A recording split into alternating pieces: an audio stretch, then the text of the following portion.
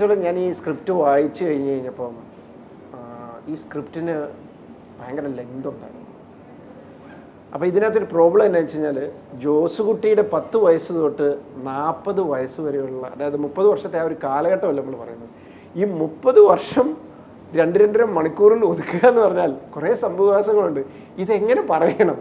ശരിക്കും പറഞ്ഞാൽ എനിക്കിത് ഈ സിനിമ ഇത് ചെയ്യണം എന്നാൽ ഇതെങ്ങനെ പറയും? ഇതെങ്ങനെ? അത് ഇവിടെ പറയണ്ട.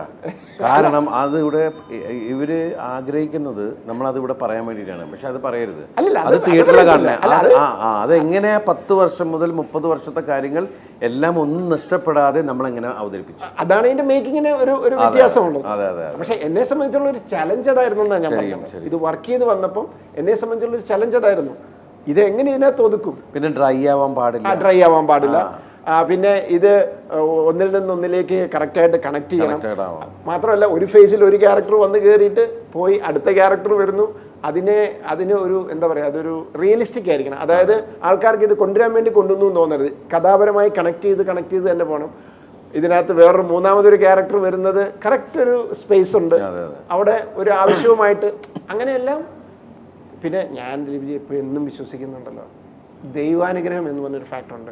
കട്ടപ്പനയിൽ ലൊക്കേഷൻ കാണാൻ പോയപ്പോൾ ഞാൻ ഒരിക്കലും വിചാരിച്ചില്ല ഇതുപോലത്തെ ഒരു ലൊക്കേഷൻ കിട്ടും. ഏതെങ്കിലും 2 വീടുകൾ കാണാം. അവിടെ ചെന്ന് വീടുകൾ നോക്കുമ്പോൾ ശരിക്കും ഈ വീട് തമ്മിൽ ഒരു വിസിബിലിറ്റി ഉണ്ടാകണം. ഉള്ള വാഴയും കുരുമുളകും എല്ലാം വെച്ചിട്ട് അപ്പുറത്തെ വീട് കാണാൻ പോലും പറ്റില്ല. ഇതെങ്ങനെ ഇവിടെ വർക്ക് ചെയ്യുന്ന അങ്ങനെ ഇരിക്കുമ്പോഴാണ് ഞങ്ങൾ ഈ ലൊക്കേഷനിൽ വന്ന് ചേർന്നത്. അതാണ് ഞാൻ പറഞ്ഞത്.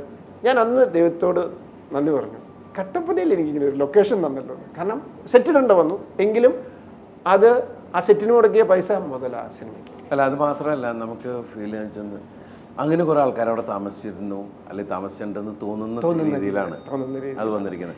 ഞാൻ ആദ്യം വന്നിറങ്ങുമ്പോൾ ഞാൻ വിചാരിച്ചില്ല സെറ്റാന്ന്. അത് ഒത്തിരി പേര് പറഞ്ഞു. അത് നമ്മുടെ ആർട്ട് ഡയറക്ടർ സാബുറാമിൻ്റെ തന്നെ. കാരണം അവർ ഷൂട്ട് തുടങ്ങുന്നതിന് 3 മാസം മുമ്പ് പോയി അവിടെ വെജിറ്റബിൾ കൃഷിയും അതൊക്കെ തുടങ്ങി വെച്ചത് കൊണ്ട് ദിലീപ്ജി വരുമ്പോഴത്തേക്ക് അത് കൃഷി എല്ലാം നിറഞ്ഞു നിൽക്കല്ലേ.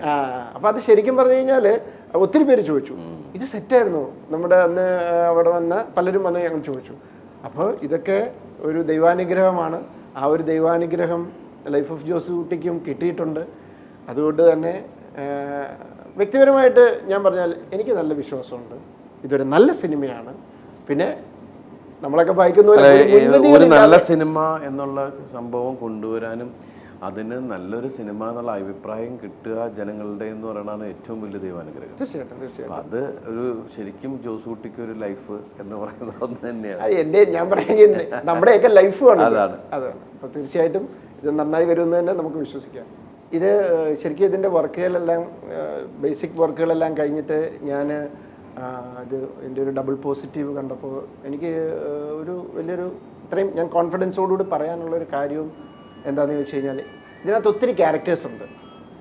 ചെറിയ നമ്പർ ഓഫ് സീൻസ് കുറവാണെങ്കിലും അവർക്കൊരു ഐഡൻറ്റിറ്റി ഉണ്ട്.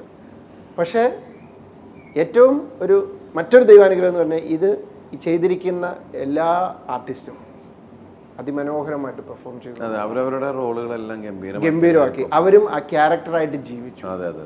ഇപ്പോൾ അതിനകത്ത് ഇപ്പം നമ്മളിപ്പോൾ നോബി ആണേലും നോബിയുടെയൊക്കെ ഒരു സിൻസിയറിറ്റി ഉണ്ട്. കാരണം ഒന്നാമത് ത്രൂ ഔട്ട് വേഷം ചെയ്യുന്ന ഒരു ക്യാരക്ടർ നമുക്കൊക്കെ നമ്മുടെ നാട്ടിൻപുറത്ത് നമ്മുടെ കൂടെയുള്ളൊരു നമ്മുടെ ഒരു വളരെ സത്യസന്ധരായ കൂട്ടുകാരെന്ന് പറയുന്നൊരു ഫീൽ ഉണ്ടല്ലോ.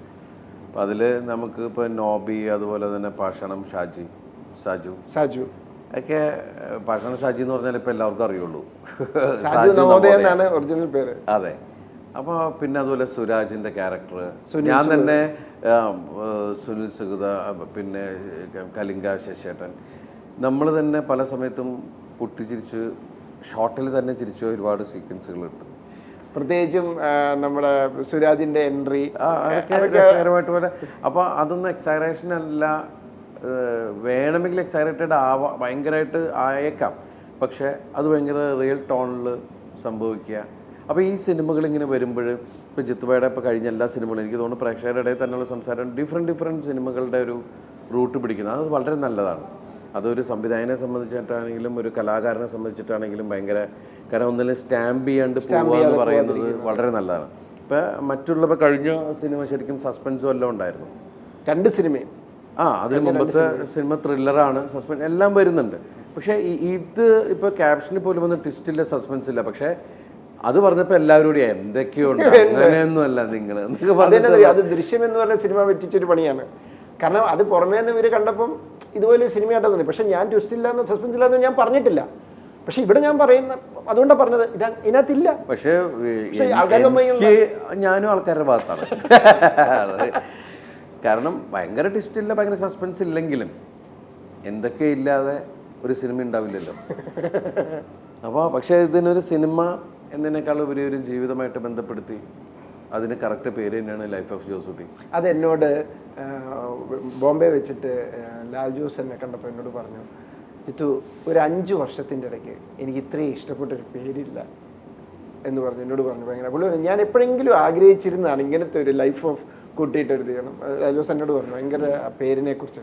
എന്നാൽ ഞാനത് ഇട്ടപ്പോൾ ഒത്തിരി പേര് എന്നോട് ചോദിച്ചതാണ്, പ്രൊഡ്യൂസർ അടക്കം, ലൈഫ് ഓഫ് പൈ ഇരിക്കുന്നു. ഞാൻ പറഞ്ഞാൽ അതിനെന്താ കുഴപ്പം, അത് വേറെയല്ലേ, ഇത് വേറെ. കാരണം ഇത് ശരിക്കും പറഞ്ഞാൽ ഈ കഥയ്ക്ക് വേറെ പേരില്ല, സിനിമ ആണെന്ന് പറയാം. അത് തന്നെ, അതാണ് ശരിക്കും അത് തന്നെയാണ് അല്ലേ. അതുകൊണ്ട് ഇത് വളരെ വേറെ പേര് ഇപ്പം നമ്മൾ അച്ഛന്നല്ലേ വിളിക്കണം, അമ്മ അമ്മ എന്നൊക്കെ വെച്ചാൽ അത് വിളിച്ച ശീലങ്ങൾ വേർഡുകൾ ഇവിടുന്നുള്ളത് തന്നെ നമുക്ക് എടുത്ത് മാറ്റിമറിക്കാൻ പറ്റുള്ളൂ. പക്ഷേ ഈ സിനിമയ്ക്ക് വേറെ സിനിമയുടെ പേരായിട്ട് കമ്പയർ ചെയ്യും, ഈ സിനിമയ്ക്ക് ഈ പേര് കറക്റ്റാണ്.